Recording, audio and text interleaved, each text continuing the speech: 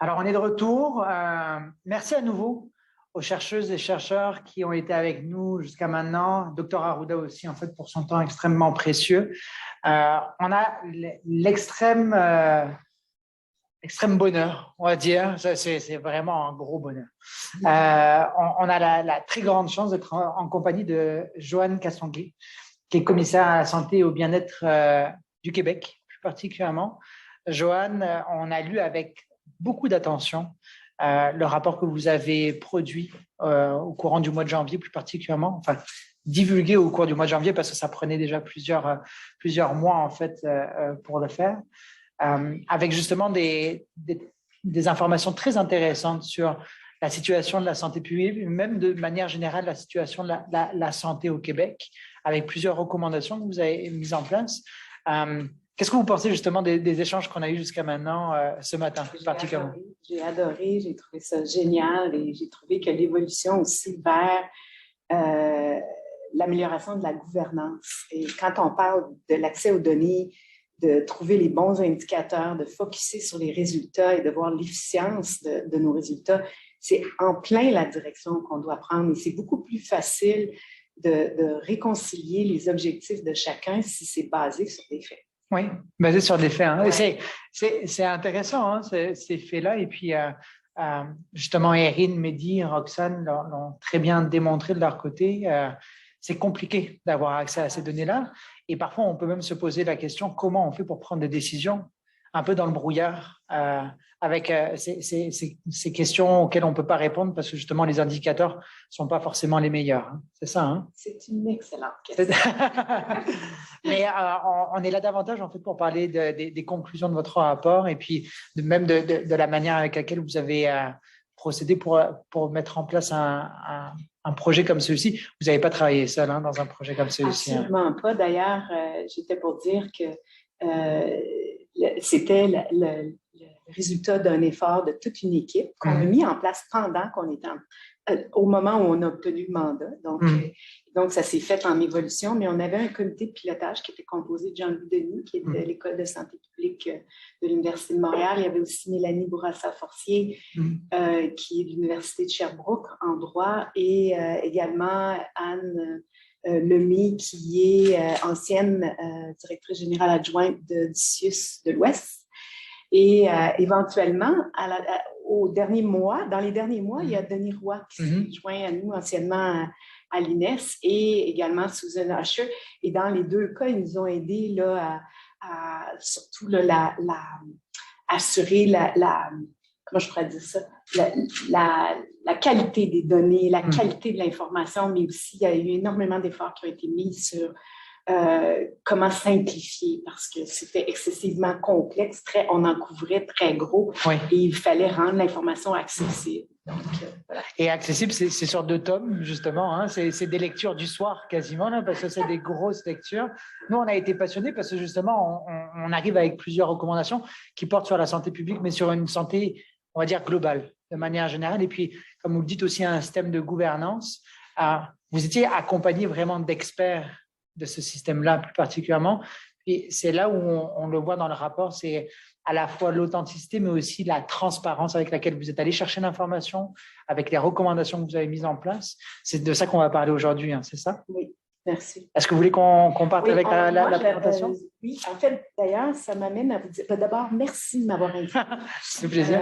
C'est vraiment un honneur d'être ici et honnêtement, je suis en train de découvrir tout un monde. Parce que pour moi, quand j'ai commencé mon mandat, je dirais il y a 2 ans, la santé publique, honnêtement, c'était bon, évidemment, je connaissais les objectifs, promotion, prévention, les vaccins, mais de bien comprendre les axes d'intervention, c'était une autre chose.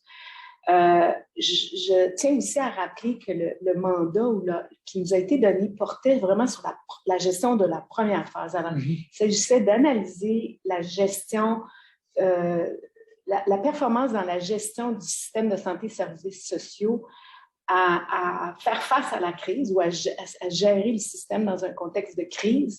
Et plus particulièrement, il fallait regarder les milieux d'hébergement, la santé publique et la gouvernance. Et donc, quand vous m'avez invité, je me suis dit, bon, est-ce que je regarde juste la santé publique parce qu'effectivement, on a divisé nos interventions ou nos analyses en deux grandes parties, c'est-à-dire la première qui portait sur la gestion de la santé, la gouvernance de la santé publique, mais la performance de la gestion par la santé publique. Et la deuxième portait sur la gestion et la gouvernance des soins aux personnes âgées, particulièrement au milieu d'hébergement. Puis là, je me suis dit, en fait, on va parler de la santé publique, je vais prendre juste le rapport de la santé publique, mais c'est exactement l'erreur qu'il ne faut pas faire.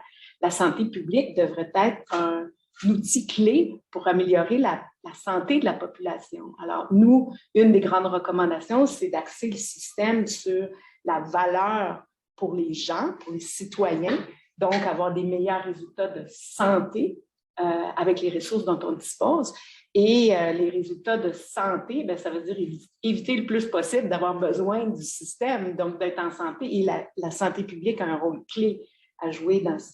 Donc, je vais présenter rapidement, là, je vais vraiment aller rapidement. Je prends pour acquis que les gens connaissent les données, simplement pour expliquer l'approche. J'espère avoir le temps d'en parler davantage. Et puis, juste avant qu'on rentre dans la présentation, c'est intéressant, vous avez mis également, en fait, l'insigne en fait, de l'UNESCO, c'est-à-dire les 17 objectifs du développement durable, qu'on a vu d'ailleurs aussi chez Dr Arruda. Donc, la présentation, c'était un peu dans cette direction-là, c'est-à-dire la santé publique, elle est partout. Absolument, absolument. Merci. Donc, on peut passer à la suivante. Merci beaucoup. Donc, on a ici présenté les résultats en 3 grandes questions, c'est-à-dire que s'est-il passé? Pourquoi est-ce que c'est arrivé et comment éviter que cela ne se passe à nouveau? Mais avant de passer à que s'est-il passé, là, je veux juste préciser que nos travaux sont basés là, sur des revues de littérature. On a donné des mandats à des chercheurs. On a fait 104 entrevues, mais on a rencontré au moins 150 personnes dans le contexte de ces entrevues-là. On a fait un appel aux citoyens. Bref, on a eu plusieurs outils qui nous ont permis de ramasser l'information. Donc, que s'est-il passé? Alors, sans passer en détail aux différentes données, parce que ces données-là sont connues, je veux juste attirer l'attention sur le fait que 64% des décès ont eu lieu dans les CHSLD, alors que ces personnes-là ne représentent que 0,5% de la population. L'autre élément, c'est de tous les travailleurs qui ont été infectés, 47% d'entre eux travaillaient dans les CHSLD. Ensuite, ce que je dirais parmi les autres données qu'on a qui sont intéressantes, c'est que le mécanisme de vigie qui était en place n'a pas permis donc, de soulever la crise qui est en train de se développer dans le milieu de soins pour personnes âgées. Alors, ce qu'on voit, c'est que si on avait regardé les taux de positivité selon la date et le groupe d'âge, on se serait rendu compte que c'était là, dès le 22 mars, que la crise était en train de se développer, finalement. On a donné un mandat à des chercheurs pour regarder les facteurs qui expliquaient les infections dans les milieux. On a eu 2 types de résultats, c'est-à-dire un qui portait sur les données qui étaient disponibles, puis une qui sont les résultats d'une revue de littérature. Et dans les résultats qui portaient sur les données, ce qu'on voit, c'est que parmi les facteurs les plus importants, il y avait la densité de la population, la transmission communautaire qui expliquait le premier décès. Il y avait également le statut privé non conventionné, mais ça, c'était vraiment dans la ville de Montréal. Et lorsqu'on regardait également le risque accru, donc, selon les données de littérature, on voyait que également la transmission communautaire avait un impact important, mais aussi le roulement de personnel. Et donc, ça, c'était un facteur très important qui expliquait la transmission rapide. Je tiens à souligner ici une donnée intéressante, c'est que on a examiné si les premiers décès pouvaient être expliqués par les transferts qu'il y avait eu des milieux hospitaliers et on n'observait pas d'impact à cet effet-là dans les données. Alors, ici, c'est pour souligner l'extrême collaboration, la grande collaboration qu'on a eue de la part de la population, mais aussi le dévouement exceptionnel là, des travailleurs de la santé, mais aussi là, de toutes les personnes impliquées. Là. Donc, pas juste les travailleurs, mais les directions. Une fois qu'on a réalisé qu'on était en milieu de crise, là, tout le monde a fait des efforts absolument exceptionnels, dans des conditions souvent excessivement difficiles. Donc, pourquoi est-ce que c'est arrivé? Donc là, on a un ensemble de constats très grands, si on veut. Donc, je vais passer rapidement, mais je veux juste donner une couleur particulière à ce qu'on a voulu examiner. Mais c'était vraiment, est-ce qu'on a les mécanismes de gouverne pour nous permettre d'atteindre nos résultats? Alors, quand les mécanismes de gouverne, je rappelle, c'est ce qu'on met en place lorsqu'on a, on a un objectif à atteindre, que ce soit à n'importe quel niveau. Est-ce qu'on met en place les éléments qui vont nous permettre d'atteindre nos objectifs? Et donc, par ces éléments-là ou ces leviers-là, on parle, bon, est-ce qu'on a fait une planification adéquate? Est-ce qu'on s'est donné des stratégies? Est-ce qu'on a communiqué nos stratégies? Est-ce qu'on a alloué les ressources à la bonne place? Est-ce qu'on fait une surveillance pour s'assurer qu'on est en train de les atteindre? Et est-ce qu'on se donne les moyens là, pour l'évaluer, mais aussi revenir et faire de l'évaluation continue? Donc, nos résultats, on les a catégorisés en 4 grandes catégories. Donc, la première, c'est la gestion. On a regardé la gestion de la santé face à une crise de santé publique. Ensuite, on a regardé l'organisation des services aux aînés au moment d'entrer dans la crise. On a regardé aussi la gouvernance des soins de santé destinés aux personnes âgées, puis finalement, la gouvernance générale. Alors, il y avait des éléments dans chacune de ces catégories-là qui pouvaient expliquer la parfaite crise qu'on a vécue, là, si on veut. Donc, au niveau de la gestion de la santé publique, donc je n'irai pas là, sur tous les éléments là, qui ont été mentionnés puis qu'on a connus et qu'on a entendus dans les... Mais ce que je dirais, c'est que quand on a essayé d'observer quel était le plan, est-ce qu'on avait un plan pour faire face à une telle crise qui était à jour et qui était connu, mais aussi qui avait été pratiqué pour pouvoir comprendre si tout le monde comprenait bien quel était leur rôle, les nouveaux mécanismes de décision, qui avait qui était le responsable ultime, etc. Et donc ça, on n'avait pas ces éléments-là. Et c'est ce qui expliquait en grande partie la vitesse avec laquelle on a pu démarrer. Bon, il y avait d'autres éléments, là, on peut parler au niveau des ressources humaines, on en a parlé, la capacité les ressources financières, les données. Mais ce qui était intéressant aussi, c'est que suite à la crise H1N1, il y avait un rapport qui avait été fait par le ministère de la Santé, justement pour voir est-ce qu'on avait les éléments clés pour faire face à une nouvelle crise. Et il y avait plusieurs des constats qu'on a faits ici sur lesquels on n'avait pas... on avait fait des recommandations et on n'avait pas fait les suivis adéquats. Donc, sur l'organisation des services destinés aux personnes âgées, bon, il y avait plusieurs lacunes au moment d'entrer en pandémie qui étaient déjà connues depuis longtemps. Alors, manque de ressources financières, pénurie de main-d'œuvre, insuffisance d'encadrement. Bref, il y a plusieurs rapports et les suivis sur ces rapports-là n'avaient pas été faits en temps opportun, en fait, ça manquait.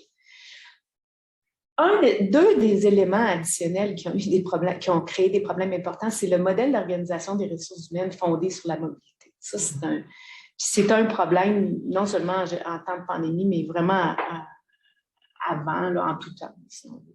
Et ça a eu des conséquences sur la pénurie, mais le manque ressenti d'infirmières a un impact additionnel et continue à avoir des effets sur la pénurie pressentie.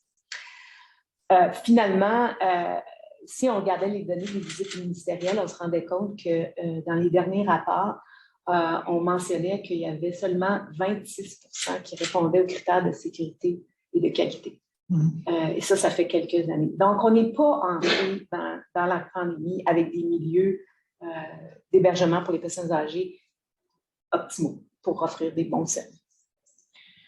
La gouvernance des soins et services destinés aux personnes âgées, ce qu'on se rend compte, c'est quand on regarde les stratégies gouvernementales, on ne voit pas les services aux personnes âgées au cœur. C'est là, c'est diffus. c'est pas assez important. Le leadership, que ce soit au niveau ministériel ou que ce soit au niveau des établissements, pour s'assurer qu'on entend les besoins et qu'on leur donne l'attention dont ils devraient recevoir, n'est pas là non plus. Le contrôle de la qualité, les systèmes d'information, vraiment inadéquats. On a fait faire une analyse aussi sur les coûts versus les ressources financières que les différents établissements reçoivent. Et il y a vraiment une iniquité incroyable, tant au niveau des personnes qui reçoivent, à qui est attaché le financement, mais aussi d'un établissement à l'autre. Et même entre les personnes qui présentent les mêmes conditions au sein des mêmes établissements vont avoir des conditions, vont recevoir du financement différent. Donc, c'est inéquitable à la fois pour les patients ou les personnes hébergées, mais aussi pour les prestataires. Au niveau de la gouvernance générale, je dirais que la gouvernance est beaucoup trop, en fait, ce qu'on nous a dit, parce que ce n'est pas mon opinion, là. Je ne dis pas que mon opinion diffère, je fais juste dire que je présente des résultats. La gouvernance est beaucoup trop centralisée et orientée sur les volumes de production et sur l'accès et le contrôle des coûts, sans égard suffisant aux résultats. Donc, le système n'est pas orienté sur la valeur pour les personnes, sur les résultats, mais vraiment sur l'activité. Et quand on parle de gouvernance, là, on parle des objectifs qui sont donnés aux établissements, comment on mesure, etc. Qu'est-ce que je pourrais souligner aussi? Ben, le peu de données disponibles, des incitatifs économiques qui sont non alignés avec les objectifs de valeur, etc. Donc, ce que je dirais, c'est que la cause fondamentale à la crise, c'est que le ministère ne valorise pas son rôle qui est essentiel de la gouvernance. Il est beaucoup trop dans les opérations et pas assez dans la gouvernance du système. Et en fait, il ne mobilise pas, je l'ai déjà dit, les leviers de la gouvernance et ça freine le développement d'une offre de soins et services qui optimise les ressources pour l'orienter davantage sur les besoins et ce qui est souhaité par la population. Ça, c'est simplement pour dire que si on avait porté davantage d'attention aux différents rapports qui ont été publiés au cours des 20-30 dernières années, probablement qu'on aurait eu des résultats bien différents. Ce qui signifie, en fait, ce qui nous met face à un devoir de faire autrement. Tous, incluant, quand je dis tous, là, je parle incluant la population, de demander de faire des choix et de changer les mécanismes avec lesquels on prend les décisions. Alors, comment éviter que cela ne se passe à nouveau? Je vais mettre l'emphase surtout sur les leviers ou les propositions qu'on a qui concernent davantage la santé publique pour pouvoir avoir quelques mots de discussion à la fin. Mais essentiellement, ce que je dirais, c'est que, en fait, on aurait pu faire 50, 60 recommandations comme on est habitué de recevoir lorsqu'on met en place des comités d'experts. On a voulu plutôt, pour éviter que tout le monde se perde dans un ensemble de recommandations avec lesquelles on ne peut pas faire un plan structuré, donner des priorités, etc., on a plutôt proposé des orientations en se disant que ces orientations-là devraient guider les décisions à tous les niveaux, lorsqu'on décide de s'organiser, de faire des changements, des politiques, trouver des indicateurs, etc. Et parmi ces orientations-là, on parle évidemment d'un ministère, quand je dis évidemment, c'est parce qu'on l'a assez mentionné depuis le début, qui assure la gouvernance. Et donc, plutôt que d'être un ministère opérateur. Orienté vers un système qui est orienté vers les résultats, mais qui offre des services intégrés. La gestion des ressources humaines qui est beaucoup plus axée sur la mobilisation, la promotion de la santé du personnel et le bien-être. Et un système qui est intégré, ouvert et transparent au niveau des données et qui exploite leur plein potentiel, mais sans compromettre l'information et la vie privée. Et finalement, un système qui met la santé publique au cœur de ses stratégies pour améliorer la santé de la population. Alors, on avait 2 blocs de recommandations. Le premier, qui était des recommandations à plus court terme, qui nous permettaient de jeter les premiers jalons pour arriver à des résultats. Et un deuxième, les 2 recommandations qui étaient à plus long terme pour structurer le système. Donc, parmi les 5 recommandations, là, je mettrais l'emphase sur, on avait une grande stratégie, La première portait sur une stratégie nationale de préparation aux risques sanitaires qui devrait intégrer un plan et un plan qui serait pratiqué sur une base régulière pour s'assurer qu'avec le roulement de personnel, le changement de rôle, tout le monde comprend, d'une part, mais aussi qu'à mesure que le monde change, que notre plan soit adapté au changement dans le monde. Donc, il y avait ça, mais aussi que ce plan-là, non seulement il devrait être pratiqué, mais aux 5 ans, les résultats devraient être évalués. Donc, les résultats de la stratégie permettent-elles d'être bien préparés et évalués par des experts externes. Donc, ça, au niveau de la santé publique. La transparence, donc, que le gouvernement donne au directeur national de la santé publique l'autorité de s'exprimer directement à la population. Ensuite, on avait d'autres éléments là, qui portaient sur les données dans les milieux d'hébergement, la planification au niveau des contrats, avoir des meilleurs contrats qui soient plus équitables et un appel à des solutions concertées. Là, je vais le dire rapidement, mais c'est essentiellement, il n'y a pas de médecin ou presque pas de médecin dans les milieux d'hébergement et les milieux d'hébergement sont des milieux de vie. Il n'y a pas d'intégration entre les services dans les milieux de vie et les services à l'hôpital ou dans la première ligne, alors que c'est les personnes les plus vulnérables de notre société. Sur le plus long terme, bon, j'ai mentionné quelques fois, placer la santé publique, mais ça demande un chantier qui va déterminer comment on fait ça. Comment on devrait changer la relation qu'il y a entre la santé publique et le reste du système, mais quand je dis système de santé, ça devrait être gouvernemental. Et encore une fois, le leadership est très important, c'est-à-dire que ça devrait être au plus haut niveau du gouvernement qui mise sur une telle stratégie. Développer un plan national pour doter le Québec d'un système de santé axé sur la valeur, donc réorienté sur les résultats plutôt que sur le nombre d'activités qu'on fait. Alors, en gros, c'est vraiment l'ensemble de nos recommandations. Et on pourrait passer aux questions si jamais on a le temps. C'est certain qu'il y en a des milliers de questions, Joanne. Et puis, merci à nouveau pour le travail vraiment exceptionnel qui a été fait par vous et votre équipe. C'est intéressant, le fait de vouloir une présentation qui ne porte pas sur la santé publique, mais sur la santé, comment on intègre justement en fait la santé publique à l'intérieur de ça. Ça revient beaucoup en fait avec l'échange qu'on a eu jusqu'à maintenant, les indicateurs. C'est ça qui un peu mène le monde actuellement, les indicateurs de performance, étant donné qu'on est sur des investissements de rentabilité de ces choses-là. Et là, en fait, c'est très lacunaire dans le rapport. C'est ce qu'on voit là, c'est que malheureusement, il y a peu d'indicateurs ou alors les indicateurs sont parfois obsolètes, ils n'ont pas été mis à jour, toutes ces choses-là. Oui, ce que je dirais, c'est que ce n'est pas particulier au Québec. Là. C'est que les indicateurs, les systèmes ont toujours été organisés par service. Et ça a été organisé par le milieu médical, ce qui est tout à fait normal. Et donc, le milieu médical avait des objectifs de santé et on prenait pour acquis que les activités médicales étaient les bonnes pour donner de la santé. Et à partir du moment où on voyait que les besoins étaient plus grands que... Donc, on disait, bien, si on augmente l'activité, on va arriver à nos résultats.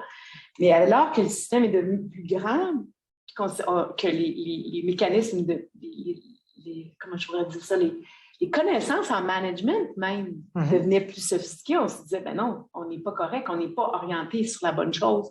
On doit s'orienter vers les résultats. Mais là, tous les systèmes étaient organisés avec des objectifs de quantité, les indicateurs qu'on partage, qu'on mesure, etc. Donc, c'est un passage, une transformation qui est importante.